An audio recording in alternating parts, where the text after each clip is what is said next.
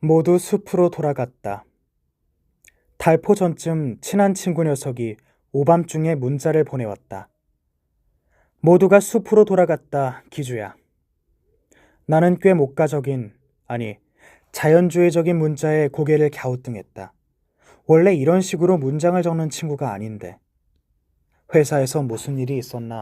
아니면 팍팍한 도시 생활에 염증을 느끼고 귀농을 결정했다는 건가? 그것도 아니면 문자 그대로 가족과 함께 숲으로 캠핑을 간다는 건가? 밤새 홀로 상상의 나래를 펼쳤다. 문장에 담긴 의미를 정확하게 해석할 수 없었기 때문이다. 나중에 알고 보니 친구가 단어를 혼동해 저지른 단순 실수였다. 회사 사정으로 밀린 업무를 처리하느라 오래전부터 계획했던 가족여행을 미루게 됐다는 것. 그래서 안타까운 심경을 표현하기 위해 모두 숲으로 돌아갔다고 문자를 보내려다가 모두 숲으로 돌아갔다고 오기를 한 것이다. 난 전후 맥락을 파악한 뒤 너 혹시 발암물질을 발암물질로 일취월장을 일치얼장으로 적는 건 아니지? 하고 농담을 섞어 핀잔을 줬다. 한글은 점 하나, 조사 하나로 단어와 문장의 결이 달라진다. 한글 자모 24개로 표현할 수 있는 소리가 이론적으로 1만 개가 넘는다. 정교하다고 해야 하나, 언어학적으로 활용성이 크다고 해야 하나. 영국의 언어학자 제프리 샘스는 한글이야말로 인류가 만든 가장 위대한 지적유산 가운데 하나라고 극찬하기도 했다. 한글의 세밀함을 무시한 채 머릿속에 맴도는 문장을 무턱대고 입 밖으로 끄집어내다가는 낭패를 당할 수 있다. 예를 들어 친구를 앞에 두고 넌 정말이지 외모도 예뻐 라고 칭찬을 하려다 실수로 넌 정말이지 외모만 예뻐 하고 말해버리면 친구 간의 의만 상한다. 한글은 아름답다. 그리고 섬세하다. 단 섬세한 것은 되게 예민하다. 딸에게 보내는 굿나잇 키스. 사내는 늘 분주했다. 책을 쓰고 글을 읽느라 가족을 챙기지 못했다.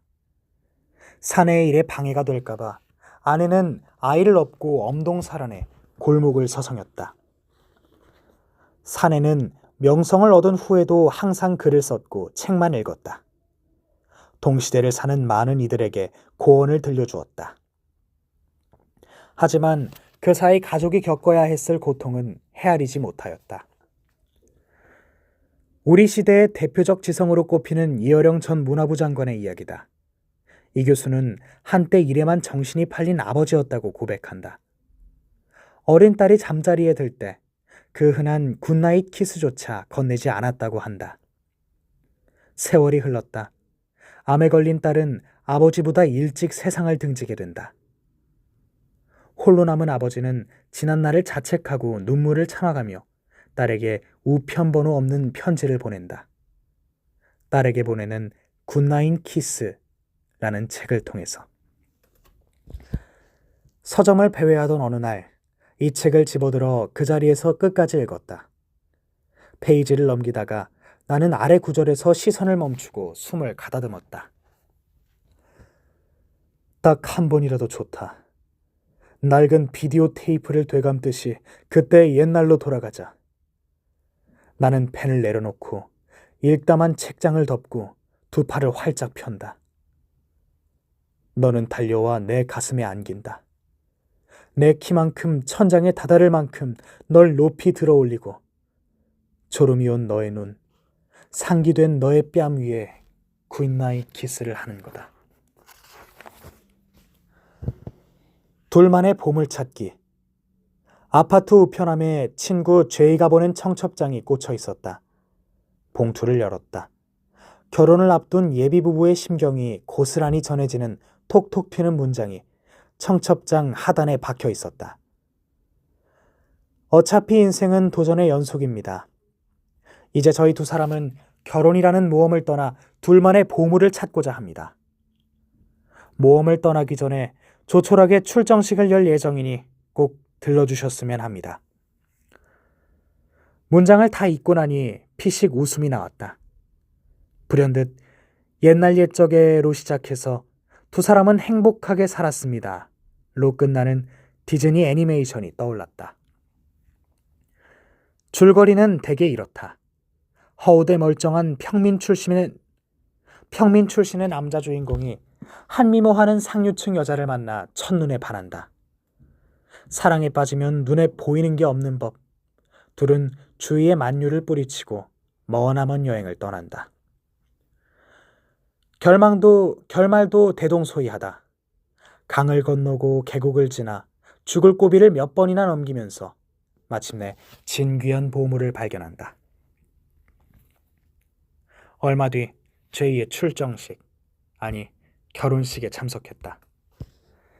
차가 막혀 식장에 조금 늦게 도착했는데 때마침 박은호의 결혼 엔진곡이 딴딴따다 딴딴따다 울려 퍼지고 있었다.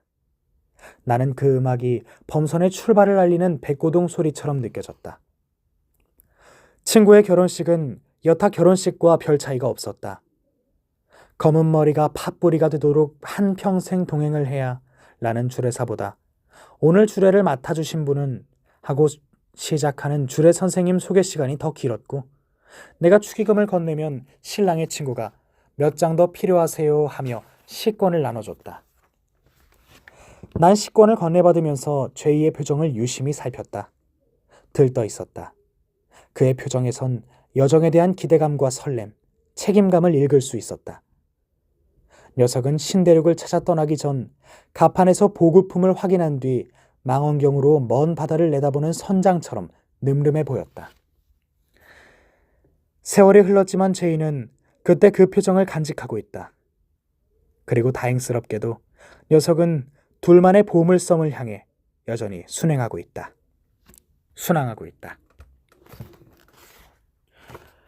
프로와 아마추어의 차이.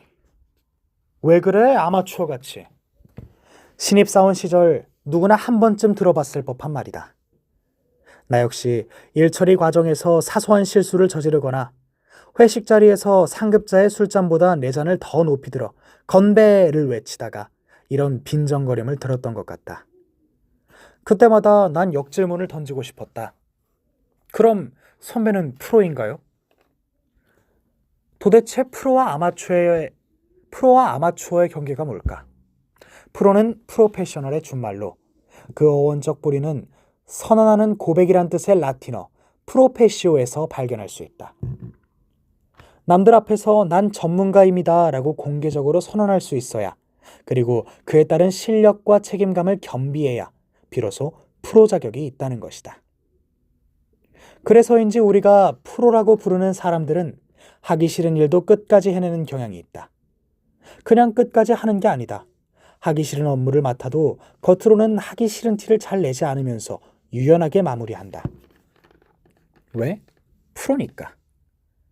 이와 달리 아마추어는 라틴어 아마토르에서 유래했다. 애호가 좋아서 하는 사람 정도로 해석할 수 있는데 말 그대로 취미 삼아 소일거리로 임하는 사람을 뜻한다. 아마추어는 어떤 일이나 과정에서 재미와 즐거움 같은 요소가 사라지면 더는 하지 않는다. 아마추어의 입장에선 재미가 없으면 의미도 없기 때문이다. 새삼 이런 생각도 든다. 어쩌면 프로와 아마추어를 판가름하는 기준은 기술이 아니라 태도일지도 모른다고. 토마스 메카시 감독의 영화 스포트라이트는 10년차 이상 베테랑 기자들의 활약상을 다뤘다. 보스턴 글로브 신문사의 스포트라이트 팀은 4명으로 구성된 독립 취재부서다. 외부 간섭에서 비교적 자유롭고 자료조사원도 따로 있다. 스포트라이트 팀은 아동 성추행 사건의 의면을 파헤치기 위해 한 발 한 발 전진하며 취재 방향을 넓혀간다.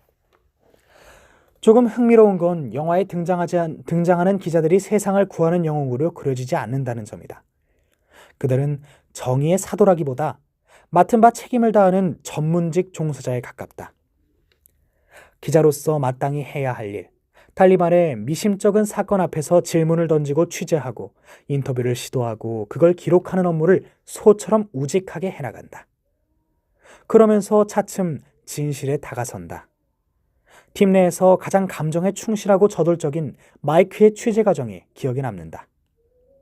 기자의 방문이 탐탁지 않은 취재원이 이런 걸 보도하는 게 언론인입니까? 라고 질문하자 마이크는 프로 정신에 입각해 천연덕스럽게 되묻는다. 그럼 이런 걸 보도하지 않는 게 언론인입니까? 문득 구차한 질문 하나가 머릿속을 꿈틀거렸다. 아마추어는 무조건 내공을 갈고 닦아 프로로 거듭나야 할까? 그럴 리 없다. 살다 보면 프로처럼 임해야 하는 순간이 있고 아마추어처럼 즐기면 그만인 때도 있다. 프로가 되는 것보다 프로처럼 달려들지 아마추어처럼 즐길지를 구분하는 게 먼저가 아닐까 싶다. 프로가 되는 노력은 그 다음 단계에서 해도 된다. 이건 꽤 중요한 얘기다. 프로처럼 처리해야 하는 일을 아마추어처럼 하면 욕을 먹기 쉽고 아마추어처럼 즐겨야 하는 일에 프로처럼 목숨을 걸다가는 정말 목숨을 잃을 정도로 심각한 상황에 내몰릴 수도 있으니 말이다.